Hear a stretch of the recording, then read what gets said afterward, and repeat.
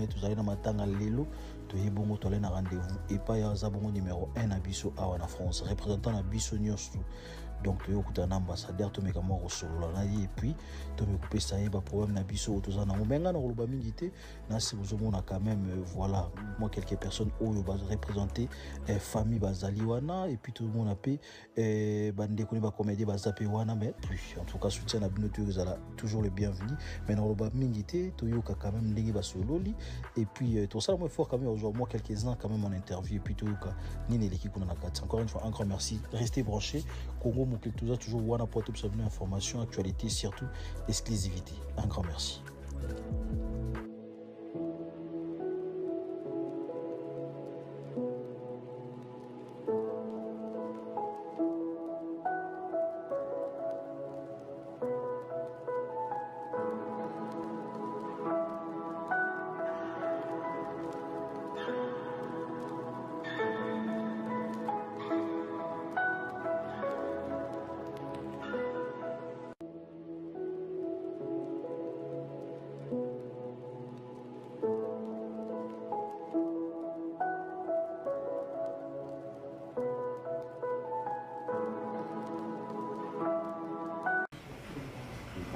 Elle, c'est la veuve de Gianni Faye.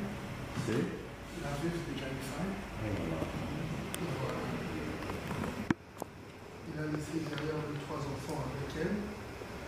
Et lui, c'est l'oncle de Madame Larry.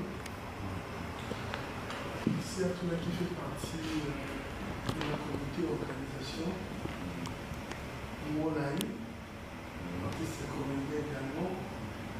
Devos, artistes et comédiens, ils sont nombre de 5, mais nous avons eu juste une activité. Je nous avais demandé de venir vous annoncer la nouvelle, certes vous avez écouté cette nouvelle pour avoir ça par rapport aux réseaux sociaux, à des informations, mais de même, ils devaient vous relater la nouvelle et comment il faut se dire.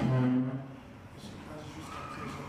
Parce qu'ils sont venus vers moi, ils m'ont demandé que écoute, ambassadeur, nous avons un problème parce que la première dame, certes, on a confirmé par rapport à la prise en charge de sa formation, ce qui concerne le développement de l'hôtel, et jusqu'à présent, nous n'avons pas d'informations. Je dis non, écoutez, moi je suis ambassadeur de la jeunesse, donc c'est spécifique, je suis limité. Nous avons un représentant du chef de l'État, nous avons un président de la République en miniature qui est avec nous. Comment vous voulez le faire porter? Vous voulez le faire porter? C'est nous, ça. Voilà pourquoi j'ai ramené étant Bantou. Je me suis dit, je ne pouvais pas seulement ramener les organisateurs, ce frère artistique, je devais aussi ramener la famille biologique pour qu'on puisse être ensemble, enfin, de donner leur proposition et de vous raconter les détails, comment ça s'est passé jusqu'à présent. Non, tout le monde a une ambassade, tout comprendre, merci pour la question. Tu as dit que mon ambassadeur, pour na kaka makambetali rapatriement et accord ya Ndogonabiso Gianni Faye et puis ambassadeur il y a Congo na kata France monsieur le professeur Émile Ngoyi ayambi biso to sololi naye pambate fondation Maman Denise Nyakero ezwaki charge ya rapatriement et accord mais awa biso na niveau ya France tozalaki na soutien mon côté donc tozosalaka bamatanga oyo nyonso bato bazomona na réseaux sociaux tozosalanga na bamoyen ya bacotisation ya biso na biso ndenge tozobundana yango toyaki mpo tomona ambassadeur pamba te kozongisa corps na Congo ezosenga mpe badocument mosusu ambassadeur faut intervenir mpo toyebi yango biso nyonso ke ndeko na biso Gianni Faye azalaki na mokanda te donc ezosenga bapapier mingi esalema ambassade a intervenir mpo corps ya ndeko na biso ekende na Congo. Voilà. Bon, papa président Devos, alors ambassadeur par rapport à la démarche administrative à l'Obinin. Non, ambassadeur à l'Obi a rassuré biso qui est tous en Kimia, Tout ce qui concerne les démarches administratives, à en charge. De Yemoko, Aza, ko représenter mon Konzamboka Fachi Béton, donc Azawana pour ko sala makamyo, donc tout ce qui est administration, tout ce qui est problème sur les anango, tous les assurance vraiment toujours yangwana.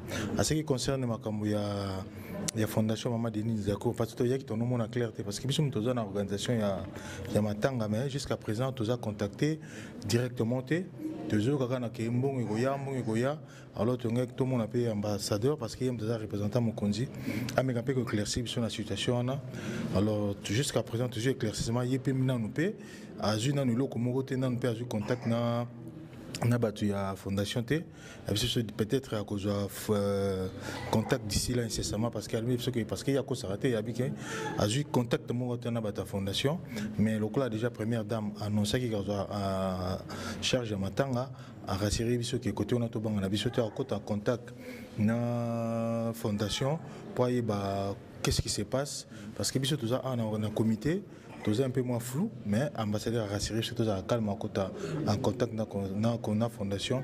Maman Yabana Congo, le col à l'Oba qui sait qu'il a donc toujours l'assurance au New Sengeli pour na Korea Janice à la rapatrier. Maman Topesi, ambassadeur Nabiso, Emile Ngoïka Songo, moi Nabiso Lingwa, moi na Santa Fe, merci Belé na au Union sur l'assurance sur APC Biso et de rassurer pe bandeko na kin, surtout famille Janifai, Bozana Kimia. Corps ya Janifai et Roya Kinshasa. Président Moula, il a profité de vous allez rebeller souvent tendance matin tout le monde a venu commettre belé. Pourquoi les lots d'ambassade à Monanika Mouké? Thème aux comité de pilotage où ils sont au Batikali Bisson surtout ça va commettre belé mais Bisson tous à moi comité Mouké baninga msupe va été pour la France à Kayou Pezalaka tout ça la Kayou na Bissopé tout ça a théâtre ya moment baninga bazana ba misala ya petite délégation au Toyaki à en ambassade pour nous permettre au Solana son excès. Oui, bah comédien baza mobilisé dans un comité au Salaki et là nous toujours vraiment te remercier son excellence l'ambassadeur de jeunes hein l'ambassadeur de la jeunesse son excellence ça fait plaisir et si tout va bien pendant les programmes Oyogezala établis à partir de demain Paris va bouger. Paris va bouger, tout ça, la communauté congolaise dans la diaspora, au Balinko, il y a la matanga, programme est Malobi mardi, automekaro tracé comment, de quel jour à quel jour, corps il y a Janifai et Zana Kinshasa, mais tous en a veillé Mobimba Oyo, Bakondi Balaki Biso, Bakozala, na soirée, pour na balela.